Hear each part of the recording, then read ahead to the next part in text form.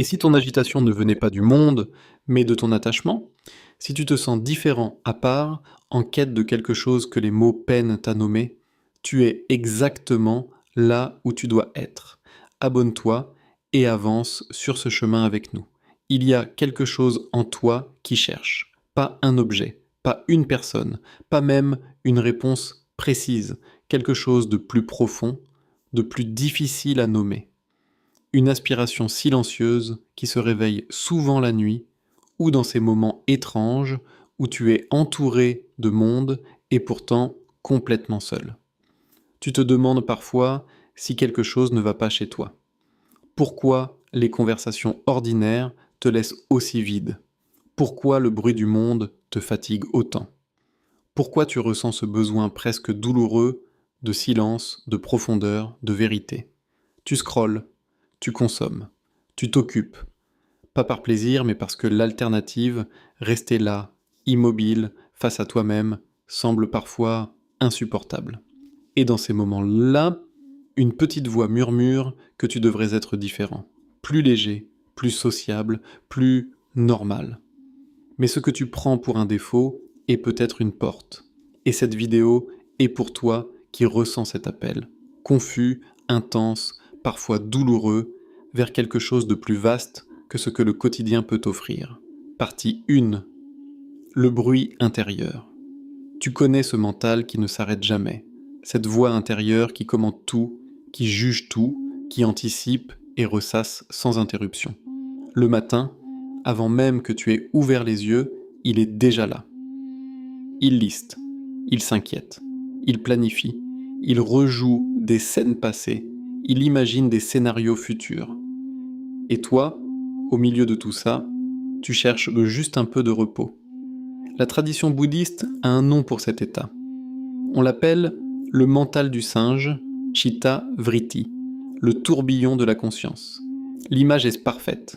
Un singe qui saute de branche en branche sans jamais se poser, nerveux, agité, incapable de rester en un seul endroit.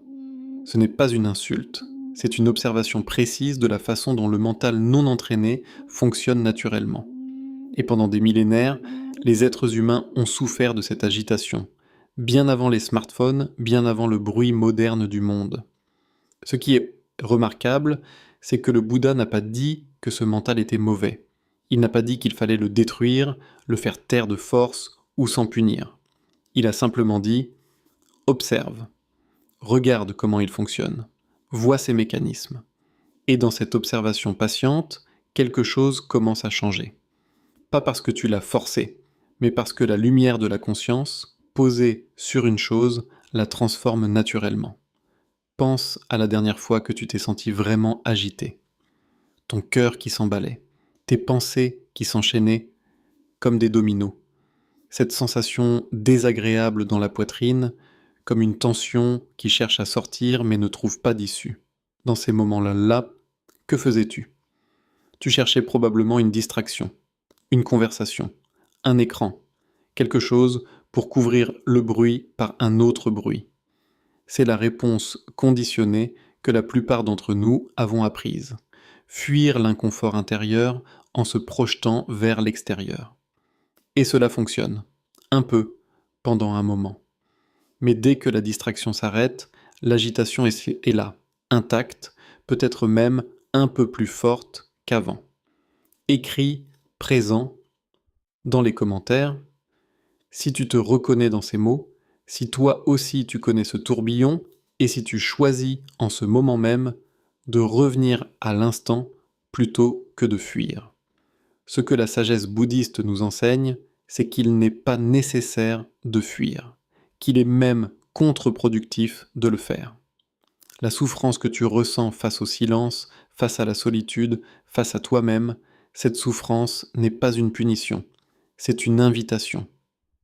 Elle te dit, il y a quelque chose ici à comprendre. Il y a quelque chose ici à traverser. Et de l'autre côté de cette traversée, quelque chose t'attend que tu n'aurais pas pu imaginer depuis l'endroit où tu te trouves aujourd'hui. Partie 2. L'enseignement de la solitude. Il y a une différence profonde entre la solitude subie et la solitude choisie. entre l'isolement qui blesse et le retrait qui nourrit, entre le vide qui angoisse et le silence qui révèle. La plupart d'entre nous avons appris à redouter la solitude. Depuis l'enfance, l'être seul a été associé à l'abandon, au rejet, à la punition. Va dans ta chambre, personne ne veut jouer avec toi. Tu es tout seul ? Dis avec une nuance de pitié. Ces conditionnements s'enracinent profondément. Et ils créent une peur viscérale du silence, de l'absence de stimulation, du moment où il n'y a plus rien entre toi et toi-même. Mais observe ce qui se passe dans cet espace que tu fuis. Regarde-le de plus près, avec les yeux d'un explorateur plutôt que d'une victime. Qu'est-ce qui est réellement là ? Des pensées, des sensations, des émotions qui montent et qui descendent comme des vagues. Et toi, quelque chose en toi qui observe tout cela. Quelque chose qui n'est pas emporté, même si les vagues sont fortes, quelque chose de stable, de silencieux, de profondément présent. Le Bouddha a passé des années dans une solitude profonde avant son éveil. Pas parce qu'il fuyait le monde, mais parce qu'il cherchait à comprendre la nature de la souffrance à sa source. Et ce qu'il a découvert, assis sous l'arbre de la Bodhi, dans le silence total de la nuit, est peut-être la découverte la plus précieuse de l'histoire humaine. La souffrance ne vient pas des circonstances extérieures. Elle vient de l'attachement à ce que les choses soient différentes de ce qu'elles sont. Laisse ce mot résonner une seconde. L'attachement. Pas l'amour, l'attachement. La différence est immense. L'amour est ouvert, léger, il s'offre sans condition. L'attachement est crispé, contracté, il s'accroche avec peur. Tu peux aimer profondément sans souffrir de cet amour. Mais dès l'instant où tu t'attaches, où tu exiges que la personne reste, que la situation ne change pas, que le moment dure toujours, la souffrance entre par cette porte-là. Et la solitude que tu redoutes, elle est souvent le miroir de cet attachement. Tu souffres d'être seul parce qu'une partie de toi croit qu'elle a besoin de quelque chose à l'extérieur pour être complète. Une validation, une présence, un regard qui confirme que tu existes, que tu comptes, que tu es assez. Cette croyance est profondément humaine. Elle est aussi profondément illusoire. Commente, je lâche prise pour poser cette intention. L'intention de relâcher, ne serait-ce qu'un instant, l'idée que tu manques de quelque chose. L'intention d'explorer ce que tu es lorsque tu n'es plus en train de chercher. Car voilà ce que les grands enseignants bouddhistes ont transmis, de génération en génération, à travers les siècles. Ce que tu cherches à l'extérieur, tu le portes en toi depuis toujours. La paix n'est pas une chose que l'on acquiert. La clarté n'est pas une chose que l'on apprend. L'éveil n'est pas une destination que l'on atteint après un long voyage. Ce sont des qualités qui appartiennent à ta nature profonde, simplement voilées par les couches d'agitation, de peur et d'attachement que les années ont déposées sur elle. La solitude, vécue consciemment, est l'un des chemins les plus directs vers cette découverte. Parce que dans la solitude, les distractions tombent, les rôles sociaux tombent, les masques tombent. Et ce qui reste, ce fond silencieux, stable, toujours présent, commence à se révéler. Partie 3. Le silence comme chemin. Il existe un enseignement zen que j'aime profondément. Un moine demande à son maître « Comment trouver la paix ?»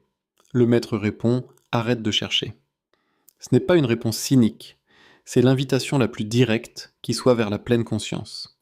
Nous vivons dans une culture de la recherche permanente. Il faut progresser, s'améliorer, optimiser, atteindre. Et cette obsession de la progression crée paradoxalement une forme d'agitation perpétuelle parce que tant que tu cherches, tu envoies à ton mental le message que tu manques de quelque chose. Et un mental convaincu de manquer ne peut pas se poser. La pleine conscience, ce que les bouddhistes appellent sati, n'est pas une technique de relaxation. Ce n'est pas une façon de se sentir mieux temporairement. C'est une façon fondamentalement différente d'habiter le moment présent. C'est l'art de regarder l'expérience telle qu'elle est, sans la filtrer à travers le prisme du jugement, de la comparaison ou de l'attente. Imagine ton mental comme un lac. Chaque pensée, chaque émotion, chaque sensation est une pierre jetée à la surface. Les vagues se forment, s'agitent, se propagent, et pendant des années, tu as peut-être cru être les vagues, emporté par elles, défini par elles. Mais tu n'es pas les vagues, tu es l'eau, et plus profond encore, tu es le fond du lac, ce fond stable, silencieux, immobile, que les vagues en surface ne perturbent jamais. La pratique de la pleine conscience te ramène à ce fond, pas en niant les vagues, pas en les forçant à s'arrêter, mais en apprenant à observer leur danse depuis cet endroit de stabilité intérieure que tu portes en toi, même dans les moments de plus grande agitation. Écris paix si tu choisis, en ce moment, de relâcher ce qui te pèse, non pas en le résolvant, mais en acceptant de le regarder sans te battre contre lui.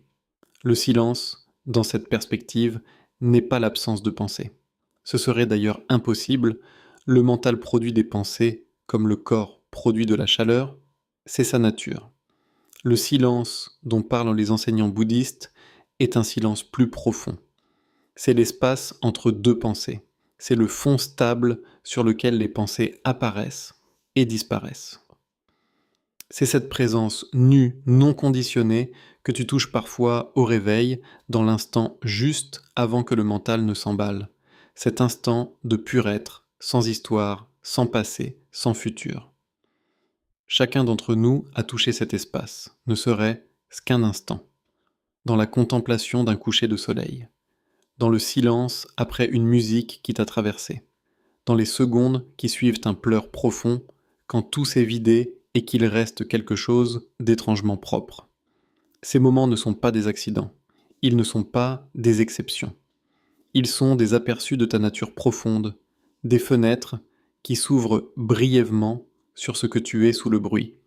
La pratique contemplative, la méditation, la marche consciente, la respiration observée, n'a pas d'autre but que d'ouvrir ces fenêtres plus souvent et de les maintenir ouvertes plus longtemps. Pas pour fuir la vie, mais pour y revenir pleinement, sans être constamment traîné par le courant du passé ou du futur. L'impermanence, Anicca, est l'un des 3 piliers de l'enseignement bouddhiste. Tout change, tout passe. Chaque pensée, chaque émotion, chaque douleur, chaque joie, rien ne dure. Et cette vérité, que l'ego résiste parce qu'il cherche à s'accrocher, est en réalité une libération extraordinaire. Si tout passe, alors la souffrance aussi passe. Si tout change, alors aucun état n'est définitif. Si rien n'est fixe, alors tu n'es pas condamné à rester là où tu es. Partie 4. La transformation intérieure. Il y a un moment dans la pratique, difficile à décrire, impossible à forcer, où quelque chose se retourne. Où ce que l'on fuyait devient ce que l'on accueille. Où la solitude cesse d'être une prison et devient un sanctuaire. Où le silence cesse d'être une menace et devient une ressource. Ce moment ne vient pas d'un effort particulier. Il ne vient pas d'avoir lu suffisamment de livres ou écouté suffisamment d'enseignements. Il vient d'une accumulation patiente d'instants de présence, comme l'eau qui creuse la pierre, non par la violence, mais par la persévérance. Chaque fois que tu reviens à ta respiration, chaque fois que tu observes une pensée sans t'y perdre, chaque fois que tu traverses un inconfort sans chercher immédiatement à le fuir, tu déposes une goutte. Et un jour, la pierre cède. Pas dramatiquement, pas dans un éclair de lumière, mais doucement, presque imperceptiblement. Tu remarques que tu t'agites moins, que les pensées ont moins de pouvoir sur toi, que les situations qui te déstabilisaient avant te touchent différemment maintenant. Pas parce qu'elles ont changé, mais parce que l'espace intérieur depuis lequel tu les regardes s'est agrandi. Le lâcher-prise, l'un des concepts les plus mal compris de la tradition bouddhiste, n'est pas une résignation passive. Ce n'est pas dire « peu importe » avec indifférence. C'est quelque chose de beaucoup plus actif, de beaucoup plus courageux. C'est choisir de ne pas s'accrocher à la souffrance comme à une identité. C'est décider de ne pas alimenter une pensée qui fait mal. C'est poser consciemment le fardeau que tu portais sans même savoir que tu avais le choix de le déposer. Tu souffres d'une relation perdue, la souffrance est réelle. Le lâcher-prise ne nie pas cette réalité. Mais il te demande, est-ce que tu veux continuer à porter cette douleur comme une définition de toi-même? Est-ce que cette souffrance te rend service? Est-ce qu'elle te rapproche de la personne que tu veux être ou t'en éloigne? Le lâcher-prise, c'est choisir la vie plutôt que la rumination. Choisir le présent plutôt que l'histoire que tu te racontes sur le passé. Tape «Je m'éveille» si tu ressens cet appel intérieur. Ce désir profond de ne plus être prisonnier de tes propres pensées, de tes propres peurs, de tes propres attachements. Cet appel est le signe que quelque chose en toi est déjà en train de se transformer. La compassion, Karuna, est l'autre face de cette transformation. Et elle commence toujours par soi-même. Avant de pouvoir offrir de la compassion au monde, il faut apprendre à se regarder avec les yeux de la douceur plutôt que du jugement, voir ses propres blessures, non pas comme des preuves d'une insuffisance, mais comme des traces d'une humanité pleinement vécue. Te pardonner les erreurs que tu portes encore, te pardonner d'avoir souffert, te pardonner d'avoir parfois fait souffrir. Il n'y a pas de transformation intérieure authentique sans cette douceur envers soi-même. Parce que la rigueur sans compassion crée de la rigidité. Et la rigidité est exactement l'opposé de l'éveil, qui est par essence une ouverture, une fluidité, une capacité à être avec ce qui est sans se contracter. Ce chemin que tu marches, même si tu ne lui as pas encore donné de nom, même si tu ne sais pas encore où il mène, est un chemin de transformation réelle. Pas de la transformation de surface, celle qui change les comportements tout en laissant les racines intactes. Mais une transformation profonde qui touche la façon dont tu te perçois, dont tu perçois les autres, dont tu habites chaque instant de ta vie. Partie 5. L'éveil est déjà en toi. Il existe dans le bouddhisme tibétain un concept appelé Rigpa, que l'on pourrait traduire par la conscience nue, la présence pure, la nature profonde de l'esprit. Ce n'est pas un état à atteindre. Ce n'est pas une récompense accordée aux pratiquants les plus assidus après des années de méditation. C'est ce que tu es maintenant, avant même d'avoir fait quoi que ce soit. Les maîtres tibétains comparent cela à un ciel. Un ciel qui peut être couvert de nuages, parfois épais, gris, chargé d'orage. Mais le ciel lui-même n'est jamais souillé par les nuages. Il ne souffre pas de leur passage. Il ne se contracte pas quand ils s'accumulent. Il reste exactement ce qu'il a toujours été. Vaste, ouvert, lumineux en son fond, même quand sa surface est obscurcie. Tes pensées sont les nuages. Tes émotions sont les nuages. Tes peurs, tes doutes, ta tristesse, ta confusion, tout cela est des nuages. Et toi, la conscience qui observe tout cela, tu es le ciel. Cette compréhension change tout, non pas parce qu'elle supprime la souffrance instantanément, mais parce qu'elle modifie le rapport que tu as à la souffrance. Tu n'es plus identifié à elle. Tu n'es plus convaincu d'être ta douleur, ton anxiété, ta solitude. Tu commences à voir que tu as ces expériences, mais qu'elles ne te définissent pas. Et dans cet espace entre l'expérience et celui qui la vit, la liberté commence à apparaître. Le silence que tu as peut-être cherché toute ta vie, ce silence intérieur qui ne dépend pas de l'absence de bruit extérieur, qui peut exister au milieu du chaos le plus total, ce silence est ta nature profonde qui se rappelle à toi. Ce n'est pas un silence mort, c'est un silence vivant, intelligent, plein d'une présence que les mots ne peuvent pas complètement saisir. Et la solitude dont tu as peut-être souffert, cette sensation d'être seul, incompris, à part, elle contient peut-être un enseignement que les esprits les plus agités ne pourront jamais recevoir. Ceux qui sont forcés par leur propre sensibilité à se retirer du bruit, à creuser plus profond, à chercher là où d'autres ne cherchent pas, ceux-là ont souvent accès à une compréhension de la vie que la superficialité ne peut pas offrir. Ta différence n'est pas un handicap. C'est peut-être la porte exacte que tu devais franchir. Il ne t'est pas demandé de devenir quelqu'un d'autre, Il ne t'est pas demandé de te conformer à un idéal spirituel parfait, de méditer des heures chaque jour, d'atteindre un état d'équanimité absolue avant de te considérer sur le bon chemin. La voie de l'éveil est une voie de retour. Retour à ce que tu es déjà, sous les couches de conditionnement, sous les histoires, sous les peurs. Chaque instant où tu choisis la présence plutôt que la fuite est un pas sur cette voie. Chaque instant où tu observes une pensée sans la suivre aveuglément est un acte de liberté. Chaque instant où tu traites ta propre souffrance avec douceur plutôt qu'avec jugement est un acte de compassion envers toi-même. Et, par extension, envers tous les êtres qui souffrent de la même façon. Tu n'es pas seul sur ce chemin. À travers les siècles, des milliers d'êtres humains ont marché ici avant toi. Ils ont ressenti ce que tu ressens. Ils ont douté de ce dont tu doutes. Ils ont cherché ce que tu cherches. Et certains d'entre eux ont laissé des cartes, dans les sutras, dans les enseignements, dans les poèmes, dans les silences entre les mots. Ces cartes ne te diront pas comment vivre ta vie à ta place, mais elles peuvent te rappeler, dans les moments de confusion, que le chemin existe, que d'autres l'ont trouvé, et qu'il est en toi. Conclusion. L'invitation intérieure. Tu as commencé cette vidéo avec une question. Et peut-être que tu repartiras non pas avec une réponse, mais avec quelque chose de plus précieux encore. Une invitation. L'invitation à t'asseoir avec toi-même, ne serait-ce que quelques minutes par jour. L'invitation à regarder ton agitation sans la fuir. L'invitation à découvrir, sous le bruit, ce fond de paix qui ne t'a jamais vraiment quitté.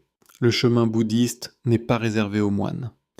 Il n'est pas réservé à ceux qui ont tout abandonné. Il est disponible maintenant dans ta vie telle qu'elle est, avec ses contradictions et ses imperfections. Chaque souffle conscient est une pratique. Chaque moment d'observation de ta propre colère, sans la projeter, est une pratique.